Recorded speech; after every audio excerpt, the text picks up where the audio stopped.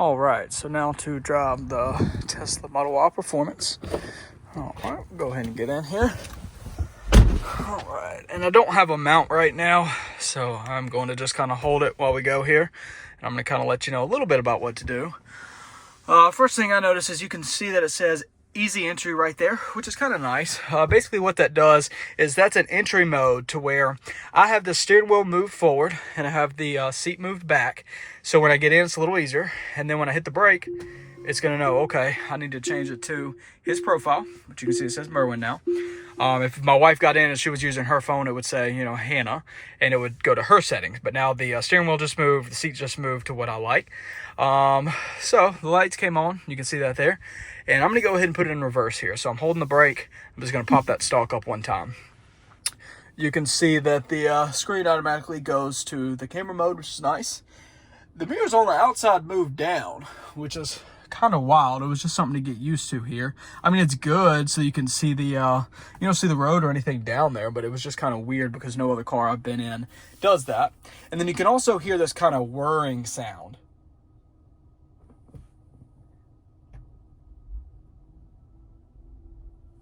And as you move, it gets a little bit louder. And as far as I know, what that is just because the car is so quiet with no engine, they have that sound as kind of, hey, the car is moving. That way anybody around would kind of know. So I'm just going ahead and back up right here. Once again, you can kind of watch the cameras there. So a big thing to note about this is moving forward, you have a lot of visibility. You have a lot of visibility out of the large windshield. You got a lot of, just light because of the sunroof there.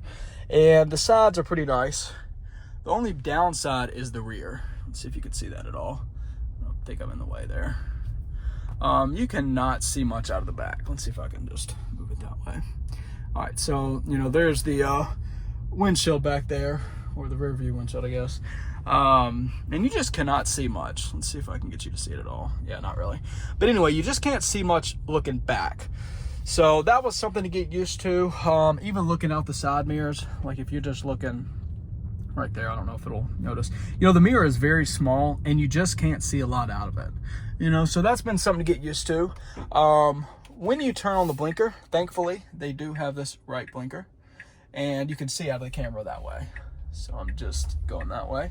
And I can just make sure, especially if I was changing lanes or something like that, that nothing is over there. And also if something's over there, then when you're trying to turn, this would, like say I'm turning left, this would turn red right here. So as long as you're paying attention, you should be good to go there.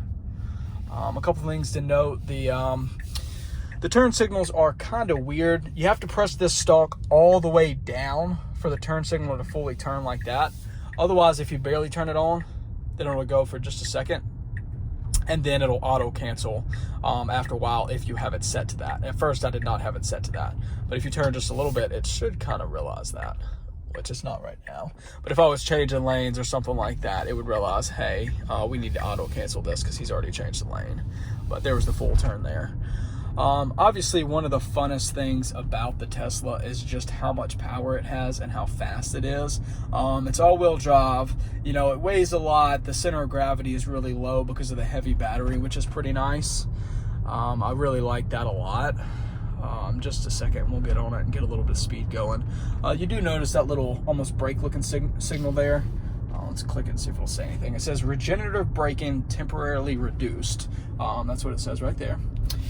So this thing has regenerative braking. That's where I don't fully understand it, but something along the lines of while you're slowing down, it's able to use that energy and gather that energy back. That way it can increase how far you can go and how long the battery will last.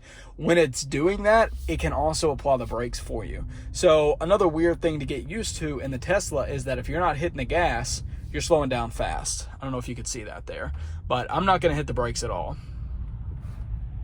And it just stopped for me. And then it's got auto hold. So it's going to hold here for me, which once again, normally, there we go. It pulled up the hold right there. So it's saying, hey, we're holding you here and you're not going to move unless you hit the gas, which has been pretty nice.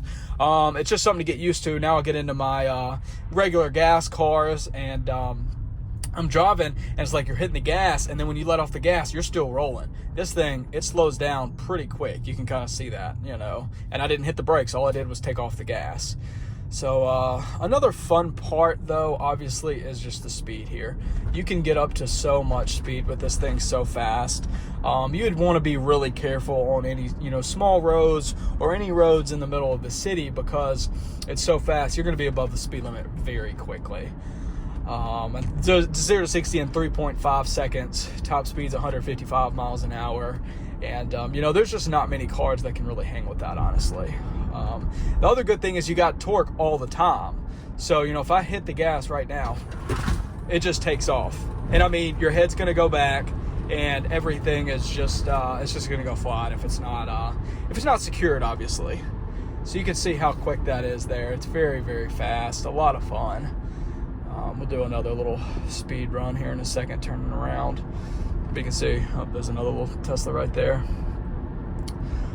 You can see how, you just get so much speed. I mean, it really just pushes you back there, and it's just so much fun. It'll get your heart racing just a little bit there. There's just not many cars that can beat the 0 to 60 on this thing, or the acceleration. If you're on the interstate and you need to pass somebody, you're already going 70. Because of the instant torque, I mean, you're going to pass them so fast, it's really not even funny. Regular car, you got to worry about gear shifts and all that kind of stuff, and you don't have to worry about any of that with the Tesla, which is pretty nice here.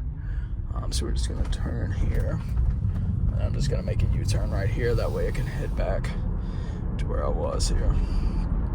Let's see.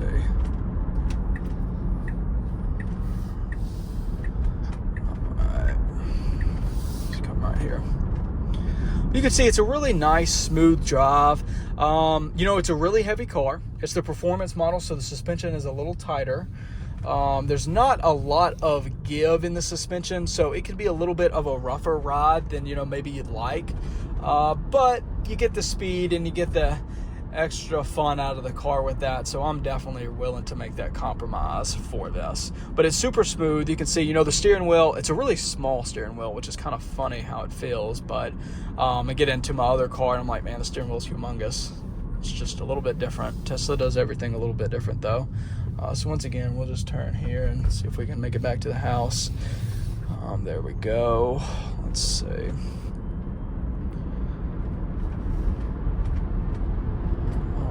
Really smooth. It's really quiet, given the fact there's no engine to cover up any of the sound, anything like that. There's a lot of glass. As far as I understand, it's acoustic glass, so I think that's supposed to help with the sounds and everything like that. It's really not that loud. It's very cold out here today. It's very windy, and we're about to have a storm. Some snow's about to come in, so I think that is a little bit of a problem at the moment. But overall, I've been very surprised. You can just see how fast the car gets up to speed. I mean, it's so fast. But I've been very surprised at the wind speed. You can be going on the interstate 70, 75 miles an hour or whatever, and you really don't notice it at all, especially if you've got the sound system going. The sound system is really, really good. I think they had two options maybe for the sound system. This one comes with the premium sound system. It's something like 11 or 13 speakers, something like that. But it sounds really, really good. It can be really loud if you want it to be, which is nice. It's got really good bass. It's got, I think, an 8-inch subwoofer. I'm not exactly sure where it's placed at, but it definitely has some good bass, which is nice. But anyway, I mean, the music's not really something you can hear over the video too well anyway. But I have really enjoyed the sound system. There's a lot of settings you can play with in there too. There, you can either do 73%, or if you click it, it'll tell you how many miles. So there's 202 miles versus, there's 73%, which I've come to learn that's actually a little bit misleading. I'm not sure what kind of algorithm or what kind of data it's using to get that 73% there, or the amount of mileage, which once again is 202 right here.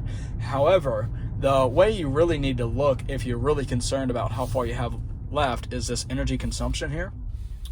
and you'll go to consumption, and you can only do it for the last 30 miles, which sucks, but you can see that it says projected 166 miles. So even though it says 202 up here, it says 166 over here, and that's because it depends on how you're driving. So if you've been driving, especially pretty aggressively, or if it's really cold outside, which I've been doing both, then that projection is going to be much lower than what that projection right there is. So that's definitely something to take into account if you were going on a longer ride or something like that. I've recently found that out, and that's just really interesting there and good to know. There's so many things about the Tesla that I've had to learn over time, because I did not realize everything that goes into it.